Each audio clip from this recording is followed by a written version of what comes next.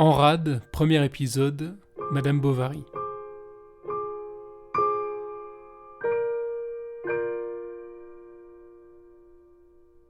En 1849, Flaubert vient de finir d'écrire La Tentation de Saint-Antoine, et il a une idée, c'est qu'il va lire son texte devant ses deux potes, Maxime Ducamp et Louis Bouillet, pour leur demander ce qu'ils en pensent. Et alors, pendant 3 jours, il va déclamer son roman qu'il a écrit, à la sueur de son front, pendant, on imagine, je pense, plusieurs années quand même. Et d'ailleurs, c'est un projet qu'il lâchera jamais, La Tentation de Saint-Antoine, pendant toute sa vie. Et au bout de 3 jours, sympa les copains quand même, ils l'écoutent pendant 3 jours. Leur retour, malheureusement, c'est qu'ils ont trouvé ça nul à chier, ils ont vraiment détesté. Ils ont trouvé ça complètement illisible, ils ont rien compris. Et qu'il a choisi un sujet beaucoup trop pittoresque, avec beaucoup d'envolées lyriques. Donc on imagine, il a dû y avoir des envolées oratoires comme ça pendant 3 jours. Ce mec qui leur lit son texte à fond dedans. Donc Gustave Flaubert est consterné par la vie de ses deux potes et il est vraiment... ça lui fait un choc terrible.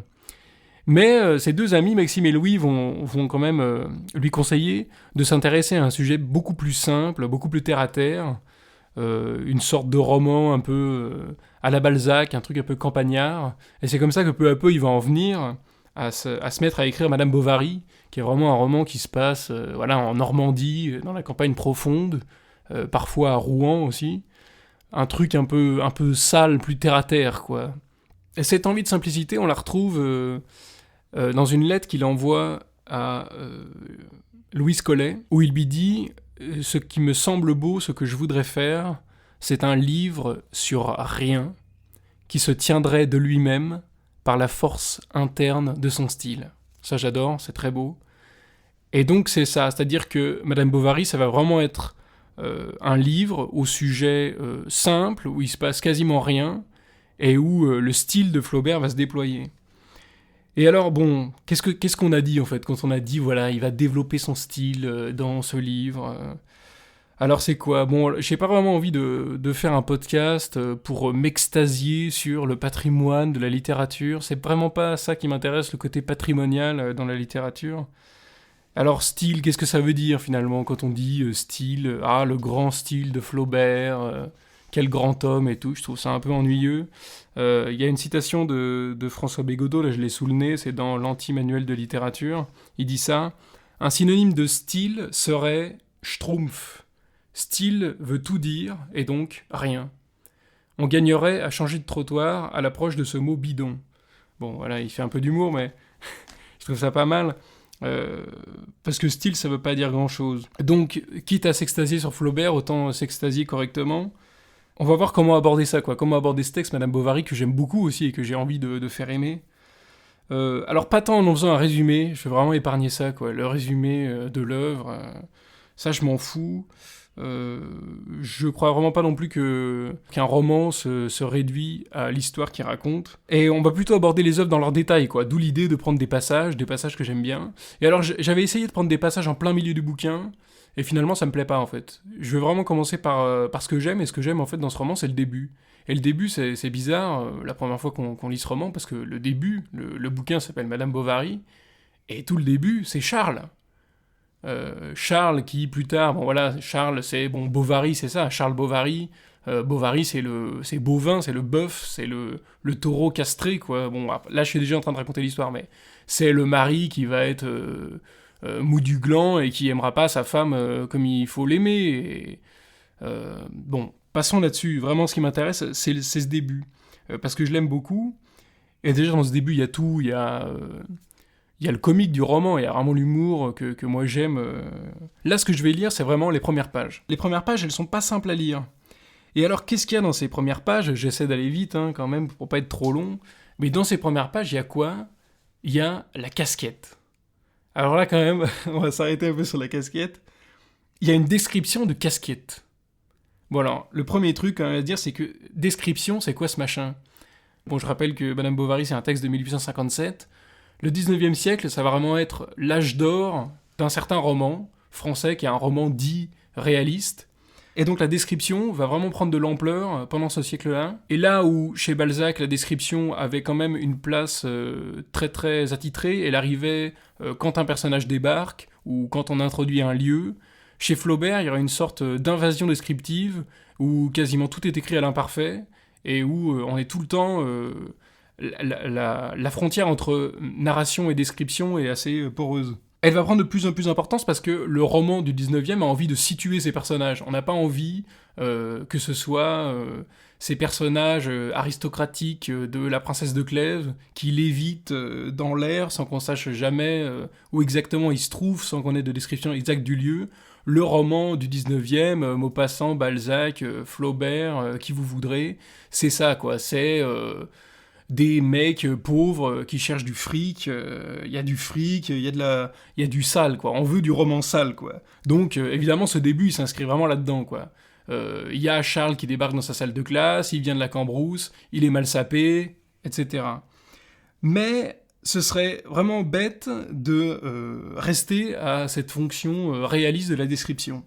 Parce que finalement, quand on écoute bien cette description de la casquette, je vais la lire, j'y arrive, je suis un peu long, désolé, il y a un effet curieux de ce que j'appellerais l'ardoise magique, quoi. C'est-à-dire que les éléments qui s'additionnent s'annulent entre eux.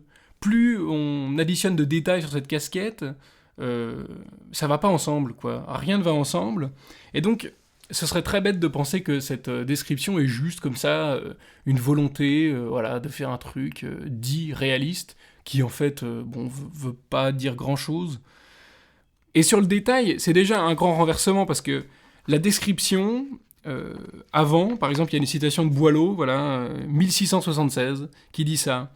Fuyez de ces auteurs l'abondance stérile, et ne vous chargez point d'un détail inutile. Ou encore Condillac, à peu près la même période, le mauvais descripteur est celui qui s'appesantit sur les détails inutiles et dégrossit à peine les principaux traits.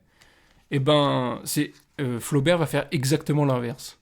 C'est-à-dire que là où avant la bonne description c'était pouvoir tracer les grandes lignes, lui au contraire, il s'intéresse à un détail, une casquette, et ce détail est révélateur du personnage. Mais surtout, ce qui m'intéresse, c'est que la description est pas que réaliste, c'est un jeu de langage en fait pour Flaubert aussi, et ça, Jean Ricardou l'avait bien compris. Juste un petit extrait pour finir, Problème du nouveau roman, Jean Ricardou, où il dit ça, je trouve ça très juste. On aime à prétendre que le réalisme s'associe au goût des descriptions. C'est un étrange mirage. À mesure qu'elle multiplie les raffinements et se précise jusqu'au luxe, une description obtient un objet conforme, en ses détails, à la nature du langage. Qui de moins réaliste, en somme, que Flaubert ? Il faut ajouter ceci, décrire un arbre ou un nuage, n'est-ce pas, en son principe, supposer qu'on ignore plutôt ce que c'est qu'un nuage ou qu'un arbre, n'est-ce pas, au fond, ruiner avec une désobligeance suave la confortable idée du réel que chacun s'imagine tenir ? Et n'est-ce pas les effets de cette vertu détersive que refuse, sous prétexte d'ennui, qui saute les descriptions ? Et parce qu'évidemment, les descriptions, souvent, on les saute parce qu'elles nous font chier.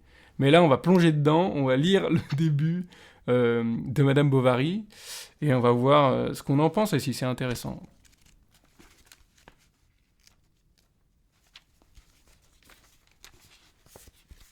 Nous étions à l'étude quand le proviseur entra, suivi d'un nouveau habillé en bourgeois et d'un garçon de classe qui portait un grand pupitre. Ceux qui dormaient se réveillèrent, et chacun se leva, comme surpris dans son travail. Le proviseur nous fit signe de nous rasseoir, puis, se tournant vers le maître d'études, « Monsieur Roger, lui dit-il à demi-voix, voici un élève que je vous recommande, il entre en 5e. Si son travail et sa conduite sont méritoires, il passera dans les grands, où l'appelle son âge. » Resté dans l'angle, derrière la porte, si bien qu'on l'apercevait à peine, le nouveau était un gars de la campagne, d'une 15aine d'années environ, et plus haut de taille qu'aucun de nous tous.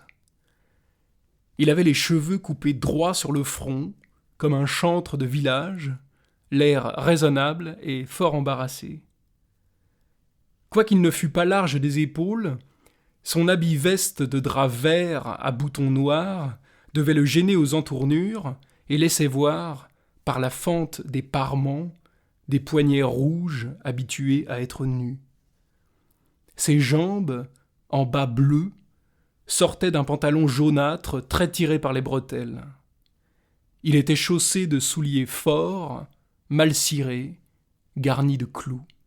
On commença la récitation des leçons. Il les écouta de toutes ses oreilles, attentif comme au sermon, n'osant même croiser les cuisses, ni s'appuyer sur le coude. Et à 2h, quand la cloche sonna, le maître d'études fut obligé de l'avertir pour qu'il se mît avec nous dans les rangs.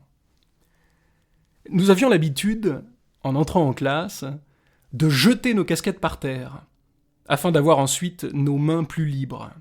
Il fallait, dès le seuil de la porte, les lancer sous le banc, de façon à frapper contre la muraille en faisant beaucoup de poussière. C'était là le genre. Mais, soit qu'il n'eût pas remarqué cette manœuvre, ou qu'il n'eût osé s'y soumettre, la prière était finie que le nouveau tenait encore sa casquette sur ses 2 genoux. C'était une de ces coiffures d'ordre composite, où l'on retrouve les éléments du bonnet à poil, du chapska, du chapeau rond, de la casquette de loutre et du bonnet de coton. Une de ces pauvres choses, enfin, dont la laideur muette a des profondeurs d'expression, comme le visage d'un imbécile. Ovoïde et renflée de baleine, elle commençait par 3 boudins circulaires, puis s'alternaient, séparés par une bande rouge, des losanges de velours et de poils de lapin. Venait ensuite une façon de sac qui se terminait par un polygone cartonné, couvert d'une broderie en sous-tache compliquée, et d'où pendait, au bout d'un long cordon trop mince, un petit croisillon de fil d'or en manière de gland. Elle était neuve. La visière brillait. « Levez-vous » dit le professeur. Il se leva, sa casquette tomba, toute la classe se mit à rire. Il se baissa pour la reprendre. Un voisin la fit tomber d'un coup de coude. Il la ramassa encore une fois. « Débarrassez-vous donc de votre casque » dit le professeur, qui était un homme d'esprit.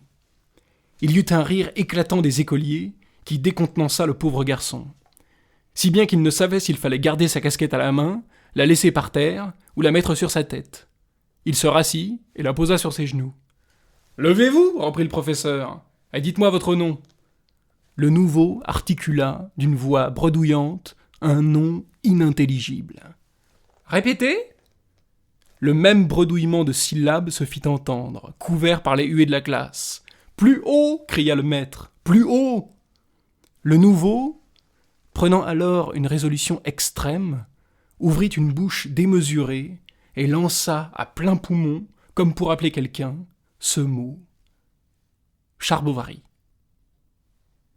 Ce fut un vacarme qui s'élança d'un bond, monta en crescendo, avec des éclats de voix aigus. On hurlait, on aboyait, on trépignait, on répétait « Charbovary, Charbovary », puis qui roula en notes isolées, se calmant à grand-peine, et parfois qui reprenait tout à coup sur la ligne d'un banc, où saillissait encore, çà et là, comme un pétard mal éteint, quelques rires étouffés. Cependant, sous la pluie des pinsommes, l'ordre peu à peu se rétablit dans la classe, et le professeur, parvenu à saisir le nom de Charles Bovary, se l'étant fait dicter, épeler et relire, commanda tout de suite au pauvre diable d'aller s'asseoir sur le banc de paresse au pied de la chaire.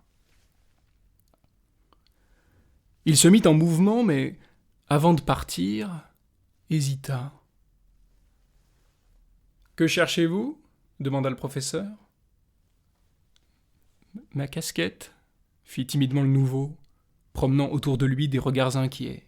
« 500 vers à toute la classe » exclamé d'une voix furieuse, arrêta, comme le quos ego, une bourrasque nouvelle. « Restez donc tranquille » continuait le professeur indigné, et s'essuyant le front avec son mouchoir, qu'il venait de prendre dans sa toque.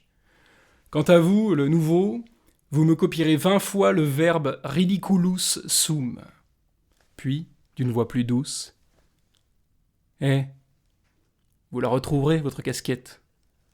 On ne vous l'a pas volée. » Tout reprit son calme. Les têtes se courbèrent sur les cartons, et le nouveau resta pendant 2 heures dans une tenue exemplaire, quoiqu'il y eût bien, de temps à autre, quelques boulettes de papier lancées d'un bec de plume qui vint s'éclabousser sur sa figure. Mais il s'essuyait avec la main, et demeurait immobile, les yeux baissés. Le soir, à l'étude, il tira ses bouts de manche de son pupitre, mit en ordre ses petites affaires, régla soigneusement son papier. Nous le vîmes qui travaillait en conscience, cherchant tous les mots dans le dictionnaire et se donnant beaucoup de mal. Grâce, sans doute, à cette bonne volonté dont il fit preuve, il dut de ne pas descendre dans la classe inférieure, car, s'il savait passablement ses règles, il n'avait guère d'élégance dans les tournures. C'était le curé de son village qui lui avait commencé le latin, ses parents, par économie, ne l'ayant envoyé au collège que le plus tard possible.